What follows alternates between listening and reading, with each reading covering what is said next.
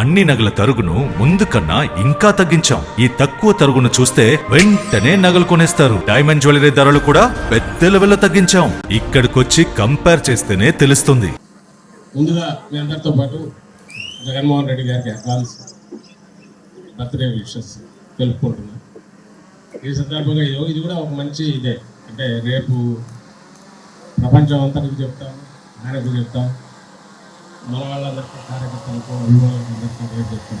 ఈరోజు advance wishes చెప్పడం అనేది ఒకరోజు గురించి, ఎందుకంటే ఒక రోజుతో సరిపోయట్లేదు. ఇప్పుడు 10 నిమిషాలు అందరం కేక్ కటింగ్ చేసి చెప్పుకోవాలంటే అందులో ఇమ్మడనంత ఘనత సాధించాలి. అంత తక్కువ పీరియడ్ ఆఫ్ రూలింగ్ మనం చేసిన ఈ 5 ఏళ్లలో. ఇంతకుముందు రాంబాబు గారన్నా లేదా ఇప్పుడు పెట్టిన వాటిని చూస్తున్నాం. సో కాబట్టి ఈరోజు అనుకోవాలి, ఈరోజు ప్రజలందరూ తలుచుకోవాలి. అలాగే ప్రజాస్వామ్యం మీద విశ్వాసం కూడా తలుచుకోవాలి. అలాగే రాజ్యాంగం మీద నమ్మకం ఉండి ఈ రాజ్యాంగం మనం కాపాడుతుంది అనుకొని ఓటేస్తున్న ప్రతి ఒక్కరు కూడా ఆ రాజ్యాంగం స్పిరిట్, లెటర్ అండ్ స్పిరిట్ అంటాం, అంటే అక్కడ మాటల్లో చెప్పిందే కాకుండా దాని స్ఫూర్తిని కూడా అర్థం చేసుకొని చేయగలిగిన నాయకుడు లేకపోతే ఎట్లుంటుందని దశాబ్దాల తరబడి దాని స్ఫూర్తిని అర్థం చేసుకొని డెవలప్మెంట్ కానీ లేదా సమసమాజం దిశగా అడుగులు వేయడం కానీ అసమానత తొలగించడం కానీ ఈ రెండు జమిలిగా కలిసి అడుగులు వేయకపోతే ఎంత దారుణంగా డొల్లలాగా తయారవుతుంది. కలిపి అడుగులు వేయిస్తే ఎంత బ్రహ్మాండమైన భవిష్యత్తు వైపు పోవచ్చు అని తేడా చూపడంలో ఈ రెండవ కోణం ఏదైతే ఉందో, డెవలప్మెంట్ అండ్ కాన్స్టిట్యూషన్ స్ఫూర్తి, అలాగే మహాత్మా గాంధీ గారు చెప్పిన, అంబేద్కర్ గారు చెప్పిన, అంతకుముందు గౌతమ బుద్ధుడు చెప్పిన అసమానతలు లేని సమాజం, ఈ రెండు వేరువేరు కాదు, రెండు ఒకటే. ఈ రెండు ఒకటిని స్ఫూర్తిదాయకంగా ఆచరణలో చూపిన ఘనత జగన్మోహన్ రెడ్డి గారికి 5 ఏళ్లలో ఉంది. అది మనం గమనించాం. ఈరోజు ఇక్కడ కనపడేవి కూడా అవే. ఒక్కొక్కటి దాని వెనక ఒక చరిత్ర ఉంది, ఒక ఆలోచన ఉంది, దానికి ఒక విధాన రూపకల్పన ఉంది. దాన్ని అమలులోకి తీసుకురాగలిగిన 5 ఏళ్లలోనే అమలు చేయగలిగిన అధికార వ్యవస్థను మొత్తంగా కూడా అవైపు తిప్పగలిగిన ధీరత్వము ఉంది. ఈ మొత్తం కలవస్తే జగన్మోహన్ రెడ్డి గారు అయ్యారు. కాబట్టి ఈరోజు కోట్లాది మంది ఇప్పటికి కూడా అధికారంలో ఉన్నా లేకపోయినా అడుగులో అడుగు వేస్తూనే ఉన్నారు. మళ్ళీ మనం అధికారంలోకి వస్తామనే దీని కింద ఒక గట్టి విశ్వాసంతో ఉన్నారు. వాటన్నిటికీ పునాది ఎక్కడి నుంచి వచ్చిందంటే అధికారం, అంటే అధికారం ఎంజాయ్ చేయడానికి, ప్రజలకు సంబంధించినంత వరకు ఇంతకుముందు నేను చెప్పినవన్నీ అమలులో ఆచరణలో చూపగలిగిన నాయకుడు నువ్వు ఒక్కడే జగన్ అన్న. సో మీతో మేము అడుగులు వేస్తాం అనేవాడు కోట్లలో ఉన్నారు. ఈ స్ఫూర్తిదాయక నాయకత్వం 100 ఏళ్ల పాటు నిలబడాలని కోరుకుంటున్నాం అందరం. అందులో భాగంగానే ఈరోజు కూడా ఇక్కడికి అందరం మనం వచ్చాం.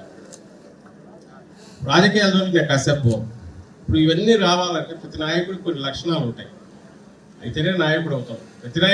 ప్రతి వ్యక్తికి కొన్ని లక్షణాలు ఉంటాయి. అది ఎక్కడో చోట ఎగ్జిబిట్ అవుతుంటాయి మన వ్యవహార శైలిలో మనం చేసేదాన్ని. ఒకరు కుటుంబం బాగా చూసుకుంటారు, చాలా మంచి, చాలా అంతకుమించి ఎక్కువ చేయాల్సిన అవసరం లేదు. ప్రతి ఒక్కరు దేశాన్ని ఉద్ధరించాల్సిన అవసరం లేదు.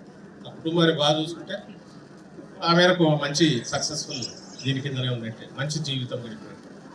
ఇంకొకరు నలుగురు చుట్టూ ఉండే వాళ్ళ గురించి ఆలోచిస్తారు, ఇంకొంచెం దాని నుంచి మళ్ళీ విస్తరిస్తారు పరిధి. అలాంటి వాళ్ళే నాయకులు, మహానాయకులు అవుతారు, ఒక విజనరీ అవుతారు, దార్శనికుడు అవుతారు, దారి చూపిస్తారు. ఆ దారిలో నడిపే నాయకులు వస్తుంటారు. అలాంటి వాళ్ళు హిస్టరీలో నిలబడతారు. అలాంటి వాళ్ళు నిలబెట్టుకునే ఇది ప్రజలకు కూడా ఉంటుంది. ప్రజలు కూడా అలాంటి వాళ్ళు దగ్గరికి తీస్తారు. ఆ మొత్తం ప్రయాణంలో చూస్తే ప్రస్థానంలో 5 ఏళ్ళు అనేది పెద్ద లెక్కలే కాదు. రాజకీయ పార్టీ ఉనికి, ఓట్లు ఎన్ని వచ్చాయి అది ఇష్యూ కాదు. అది 5 ఏళ్లలోనే పాలనలోనే రాజశేఖర రెడ్డి గారు ఆ రోజు చూపించారు. ఇంకా 100 ఏళ్ళైనా ఆయన గురించి అనుకుంటాం. ఆయన అంతకుముందు సిద్ధాంతాలు చెప్పలేదు, లేదా ఈ సిద్ధాంతంలో నడవాలని పోలేదు. పాలనలో చూపించారు. మన చేతికి అధికారం రాగానే ఈ అధికారం దేనికి వాడుకోవాలి, దీని ద్వారా నేను ఏమేమి చేయగలను అన్న దాంట్లో మ్యాక్సిమం ఎంతవరకు పోగలరో ఆయన చూపించారు. ఇంతకు రాంబాబు గారు వెళ్ళినట్టు జగన్మోహన్ రెడ్డి గారు అది వచ్చాక దాన్ని సురేంద్ర కూడా అన్నట్టు దాన్ని మరింత ముందుకు ఎట్లా తీసుకోవాలి క్లారిటీ స్పష్టతతో ఈయన వచ్చారు. ఆయనంత రాజకీయ అనుభవం లేదు, లేదా ఆయనంత పోరాటాలు అటు తెలియదు లేదు. ఒక రకంగా చూస్తే మర్రి చెట్టు కింద పెరిగాడు రాజశేఖర రెడ్డి గారు. అలాంటి వాడు సడన్ షాక్ దీంట్లో నుంచి కూడా అంతే ధీరత్వంతో నిలబడి అన్ని రకాల ఆటుపోట్లను తట్టుకొని ఎక్కడ కాంప్రమైజ్ అయిందో అయిపోయేది. కాంగ్రెస్లో ముఖ్యమంత్రి అయ్యేవాడు, ఆయన మాజీ ముఖ్యమంత్రి అయ్యేవాడు. ఇప్పుడు అంతకంటే ఎవరికి ఏముంది, అట్లా అయిన వాళ్ళు చాలామంది ఉన్నారు, 40 రోజులైనా ఉన్నారు. అలాగే దాన్ని ఏమంటాం 3-4 నెలలు ఉన్నారు, సంవత్సరం 2 నెలలు ఉన్నారు, జీవితం అంతా మాజీ ముఖ్యమంత్రిగానే ఉంటారు. అలాంటి దాని నుంచి అట్లా కాకుండా ఇంకొక వైపు అడుగు వేశారు. ఉంటే రాజకీయాల్లో ఉంటే ఏం చేసాము, ప్రజల కోసం చేయగలిగామనేది చూపగలగాలనుకున్నారు. అటువైపు నుంచి వాళ్ళు ఎంత ఒత్తిడి ఇచ్చినా లొంగకుండా కాంగ్రెస్ హైకమాండ్ నుంచి అప్పట్లో ఆ రోజుల్లో నిలబడి ఇంకా తర్వాత హిస్టరీ అంతా మీరందరూ ఐ థింక్ మెజారిటీ అందరూ దాంట్లో పాత్రదారులు. ఆయనతో పాటు అడుగులు వేసిన వాళ్ళే ఉంటారు 2009 నుంచి ఈరోజు. ఇవన్నీ పక్కకు ఉపాధిగతంతో వస్తే ఈ జర్నీలో దగ్గరగా చూసిన వాళ్ళం ఉన్నాం. అలాంటి అదృష్టం మాలాంటి వాళ్ళ కూడా ఉంది.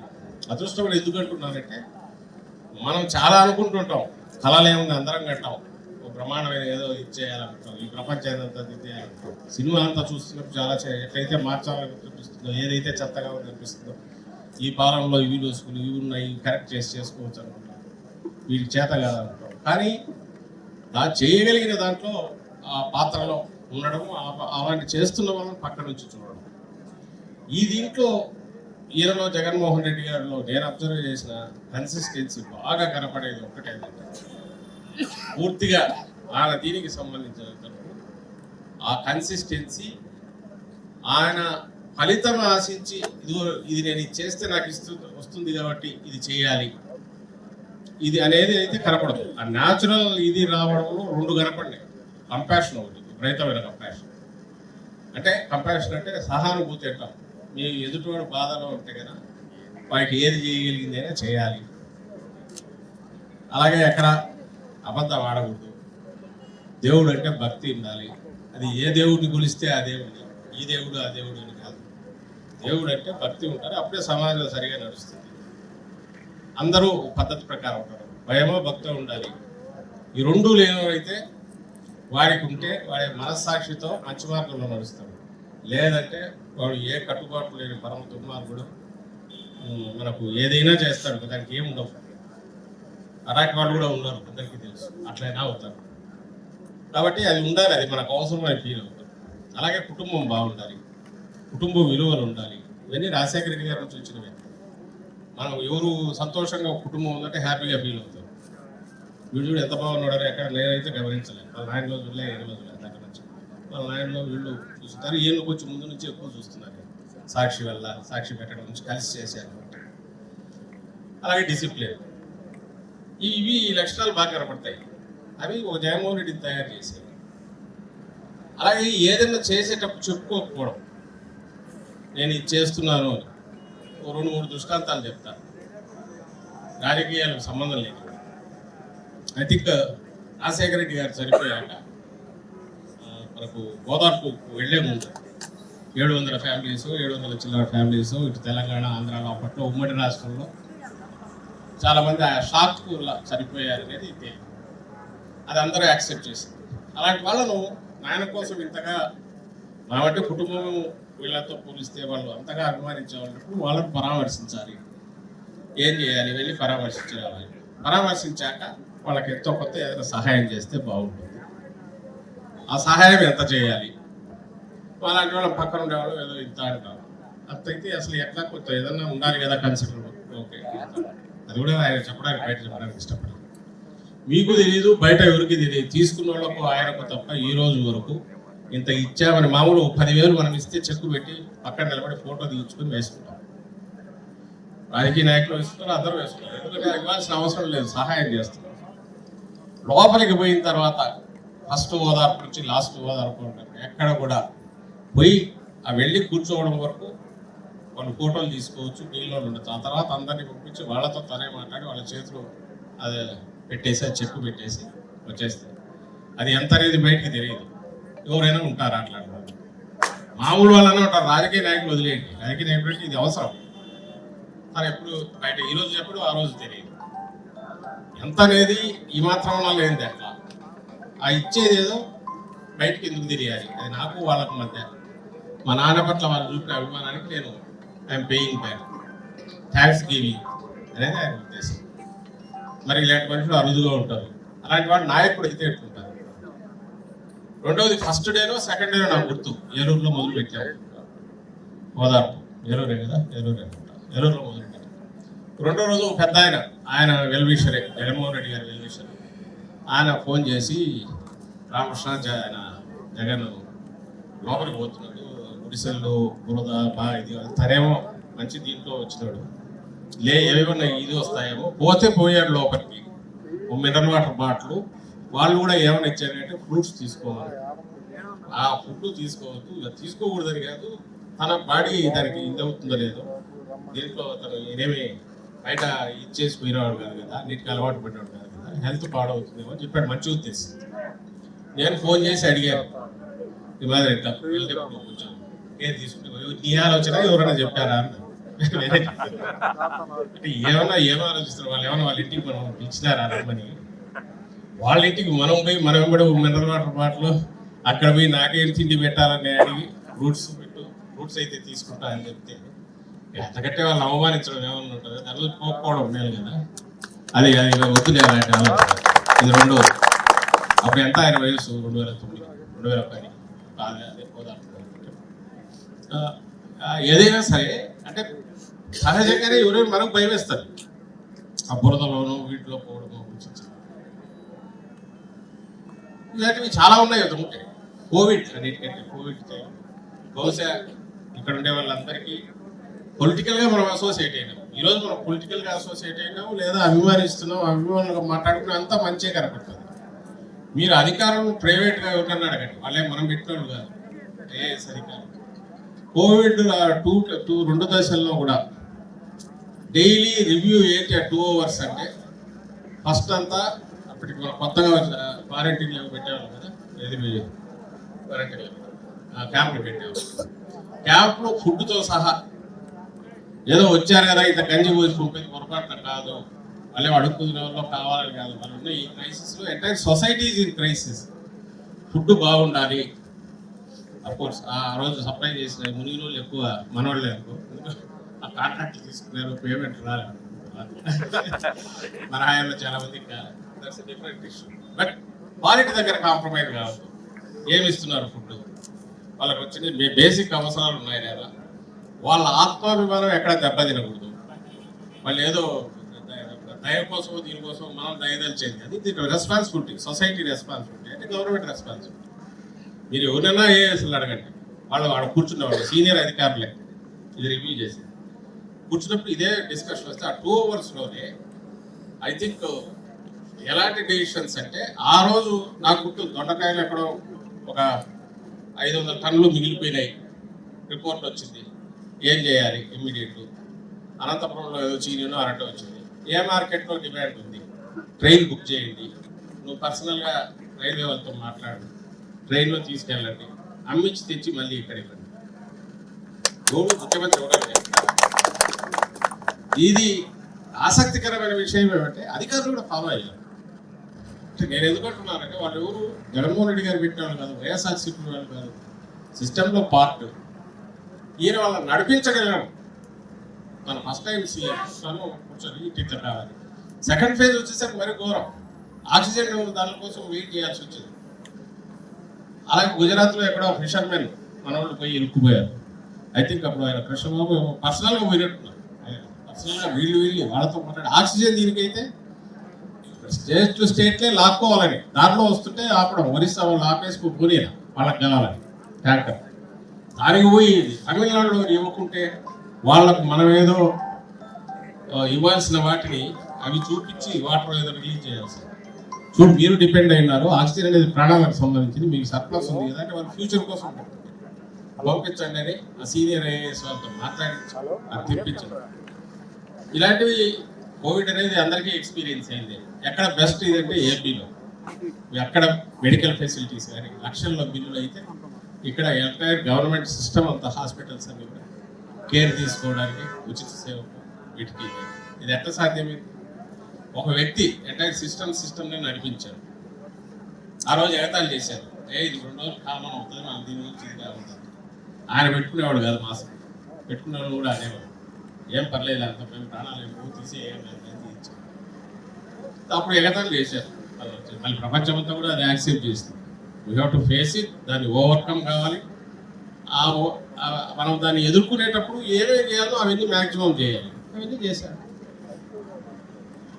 ఇంకొకటి భక్తికి సంబంధించి ముఖ్యమంత్రిగా తిరుమలకు పట్టు వస్త్రాలు ఇవ్వడానికి వెళ్ళాలి. నేను ఉన్నాను అనుకోకుండా లక్ష్యకి ఆ రోజు వెళ్ళాలి. పట్టు వస్త్రాలు నాన్ వెజ్ సర్వ్ చేశారు. తిరుమలకు 1 నిమిషం ఆగాడు. తిరుమలకు పట్టు వస్త్రాల ఇది కదా, పర్లేదా అంటే నేను ఇప్పుడు రేపు తెల్లవారుజామున ఎప్పుడు కదా పర్లేదు. అయినా తిరుపతి కిందనే నాన్ వెజిటేరియన్ హోటల్స్ ఉంటాయి, బయట కదా. ఒకసారి చూసి మళ్ళీ వద్దులే, కరెక్ట్ కాదు, దేవుడి దగ్గర ఎవడన్నా చేస్తారా, హిందూ అయినా చేస్తారా? నాకు తెలిసి ఈ దీని దారి ఇదే, దాని దారి ఇదే అనేది ఒక ఇది అంటే తను చేసేది ఏదో నిష్టగా పూర్తి మనస్ఫూర్తిగా మనసుపెట్టి చేయడము, దీని గురించి ప్రచారం చేసుకోకపోవడం రెండవది. ఇప్పుడు ఇక్కడ కనపడేవన్నీ కూడా అవి ఇవి మాకు చూస్తుంటే ఇప్పుడు సురేంద్ర చాలా మంచి ఎక్సర్సైజ్ చేశాడు. దీన్ని ఇంకా పెంచాలి, స్టేట్ లెవెల్లో పెట్టితే కూడా బాగుండేది. అన్ని చోట్ల వీలైతే రేపు పెట్టిస్తాను. ఎందుకంటే ఒకసారి చూసుకోవాలి, మనము చూడాలి, ప్రజలు చూడాలి. వచ్చి ఇంత చేశారు 5 ఏళ్లలోనే. మళ్ళీ ఒకసారి ఫిగర్స్ పెడుతుంటాం, అన్నిటికీ ఇన్ని కోట్లు పెట్టాము అని. దేని మీద పెట్టారు? ప్రతిదీ కూడా ఒక కుటుంబం పేదరికం నుంచే కాదు, దిగువ మధ్యత కుటుంబమైనా సరే ఎలిజిబిలిటీ ఉంటే శాచురేషన్ బేసిస్ మీద వాళ్ళు అన్ని రకాలుగా విద్య, వైద్యం, ఆర్థికంగా నిలబడుకోవడానికి క్యాలెండర్ పెట్టి ఆ డేట్లకు శాలరీ కదా వచ్చినట్టు సో దట్ ప్లాన్ చేసుకోవచ్చు. ఫ్యామిలీ బడ్జెట్ చేసిన ఘనత ఇవ్వకుండా జగన్మోహన్ రెడ్డి గారు ఒకరికి చేశారు. 5 ఏళ్ళు విచిత్రం అయితే ఇదంతా 5 ఏళ్ళ జగనన్న కాలనీ పూర్తి చేసింది. ఎప్పుడు అది హార్డ్లీ కోవిడ్. మన కోవిడ్ లేకపోతే ఐ థింక్ ఇది ఎంటైర్ స్టేట్ ఇదే మారిపోయింది. మన పోర్టులు పూర్తి అయ్యేవి, మన మెడికల్ కాలేజ్ పూర్తి అయ్యేది. ఈరోజు అయ్యా బాబు అని చంద్రబాబు గారిని కాళ్ళ వెళ్ళవడాల్సిన అవసరం ఉండేది కాదు. మనకు కోర్టు సంతకాలని రోడ్లు ఎక్కి తిరగాల్సిన అవసరం ఉండేది కాదు. 17 మెడికల్ కాలేజ్ పూర్తి చేసేసి ఈరోజు 17 సూపర్ స్పెషాలిటీ ఆసుపత్రులతో అద్భుతమైన మెడికల్ హబ్ ఏపీ అంటే కింద ప్రైమరీ హెల్త్ సెంటర్ నుంచి ఈ పైన ఆధునిక శస్త్రచికిత్సలు లేటెస్ట్ వీటికి కూడా అనుసంధానం చేసి ఉండేది. ఇవన్నీ కోర్టులన్నీ పూర్తి అయ్యేవి. ఈ ఇల్లు 30 లక్షలు, నాకు తెలిసి 15-20 లక్షలన్నా పూర్తి చేసాము ఇల్లు. ఈరోజు ఈయన ఇచ్చినవి నావేం చెప్పి క్లెయిమ్ చేసుకుంటాం, రిలీజ్ చేసినప్పుడు హౌసెస్. ఎట్లా సాధ్యమైంది అంత కాలనే? ఏది కోవిడ్ తర్వాత 3 ఏళ్ళు హార్డ్లీ 2 ఇయర్స్ ఎక్కువ చేయాలనుకున్న వాళ్ళు ఇబ్బందులు చేశాం. మేబీ నార్మల్గా చేసింటే అయిపోయేది ఇదేమో కాదు. ఈ 5 ఏళ్లలోనే మనం ప్లాన్ చేయాలి, ఇంప్లిమెంట్ చేయాలి, ప్రజలకు అందించాలి, వాళ్ళకి ఆ ఫలాలు కూడా అందాలనుకోవడం వల్ల కొన్ని ఇబ్బందులు అయ్యింది.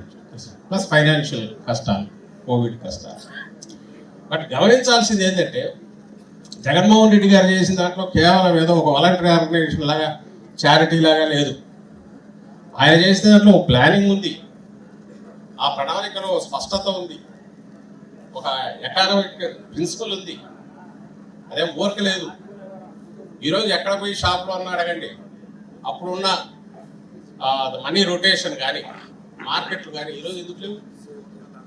దానికి గుర్తు అదే జిఎస్టీ వసూళ్లు తగ్గిపోవడం. ఎందుకు ఎరగాలిగా. మనం ఉన్నప్పుడు 2 ఏళ్ళు కోవిడ్ దెబ్బ కొడితే ప్రపంచమంతా నుంచి కోరుకోవడానికి టైం పడితే ఒక్క ఆంధ్రప్రదేశ్లో మాత్రమే మనీ సర్క్యులేషన్ అట్లే ఉంది. ఎందువల్ల ఉంది? మన దగ్గర నుంచి గవర్నమెంట్ నుంచి ఎవరైతే అర్హులందరికీ ₹1 పనులు పోకుండా వాళ్ళ చేరుతుంది, వాళ్ళ దీంట్లో వాళ్ళ అవసరాలు వాళ్ళు తీర్చుకోవడానికి మార్కెట్కి వెళ్ళగలిగాము. ప్రతిదీ దానివల్ల వ్యాపారం నడుస్తుండేది. మళ్ళీ తిరిగి ట్యాక్స్ రూపంలో గవర్నమెంట్కి వచ్చింది.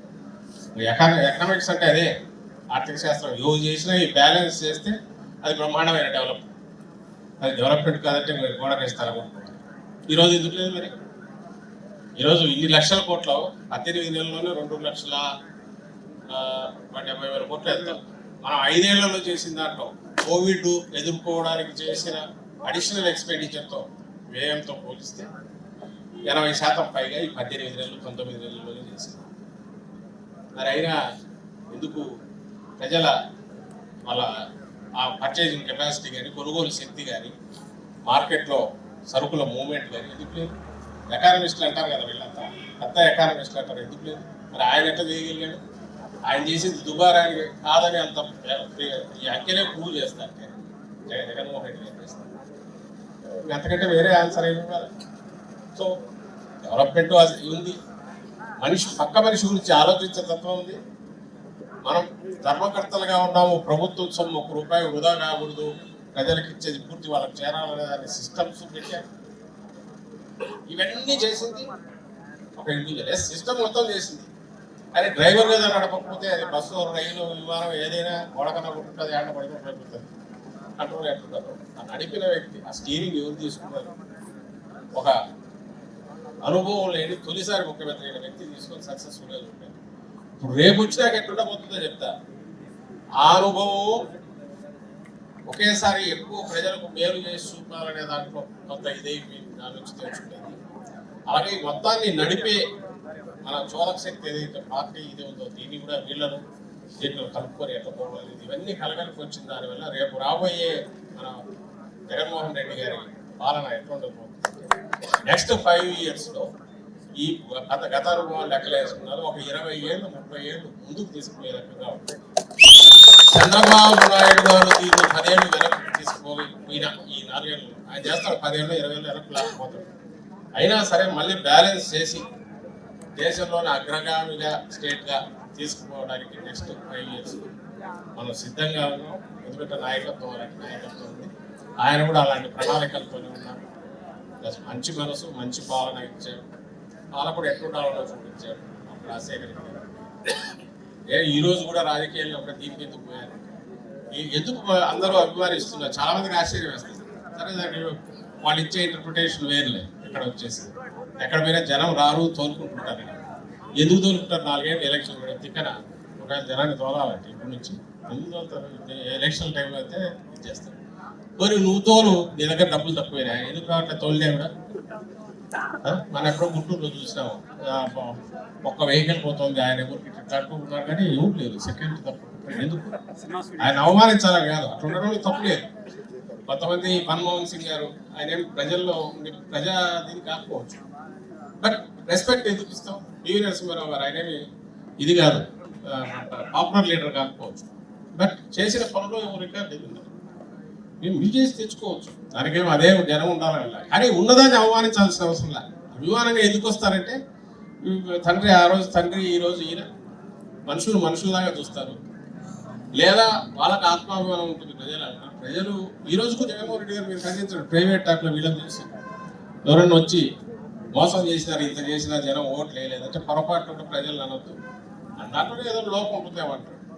చంద్రబాబు గారు అనమంటే నేను వేసిన రోడ్డు మీరు దిగుతాను, మీరు నా ఓట్లు వేయకపోతే బాకీ ఉన్నట్టు అడుగుతాడు. తేడా అది. సో ఇట్ జస్ట్ ఊరికి గుర్తొచ్చి చెప్తున్నా. సురేంద్ర సజెస్ట్ వీటి మీద అన్నిటి మీద దాని కాస్ట్ ఎంత అయిందో కూడా వేయించు, సో దట్ వచ్చిన వాళ్ళకి అర్థం అవుతుంది.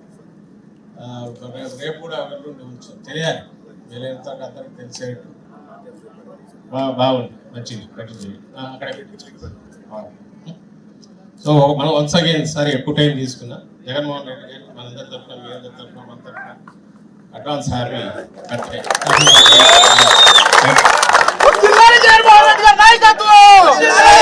నగల సామ్రాజ్యం పెద్దది, మన వేడుకల్లో నగల పాత్ర పెద్దది.